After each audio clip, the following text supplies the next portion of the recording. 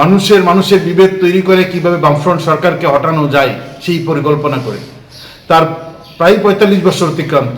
আজও আমরা দেখেছি যে আমাদের রাজ্যের যারা শাসক আছেন বিজেপির নেতৃত্বে, তারাও মানুষের বিভেদ তৈরি করে কিভাবে ক্ষমতায় টিকে থাকা যায় সেই লক্ষ্যে নানাভাবে কখনো আইপিএফটি, কখনো আইএনপিটি, কখনো তিপ্রামথাকে হাতিয়ার করে আমাদের রাজ্যেও বিজেপি আজকের দিনে দাঁড়িয়ে জাতি উপজাতি মানুষের মৈত্রীকে, সম্প্রীতির বন্ধনকে নানাভাবে বিভেদ তৈরি করে ও একটা অবিশ্বাসের বাতাবরণ তৈরি করে মানুষে ঐক্য তৈরি করার চেষ্টা করছেন।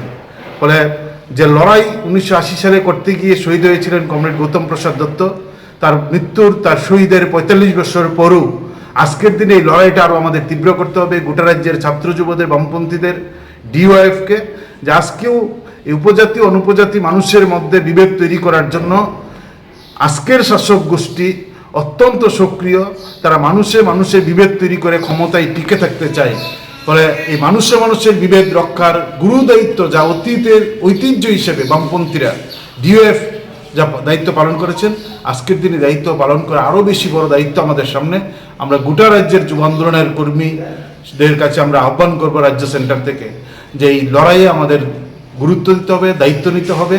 মানুষের সম্প্রীতির বন্ধনকে অটুট রক্ষার লড়াই, এই লড়াইকে আরও তেজি করতে হবে এবং এই শপথ আমরা গৌতম দত্তের শহীদান দিবসে দাঁড়িয়ে আমরা নিচ্ছি।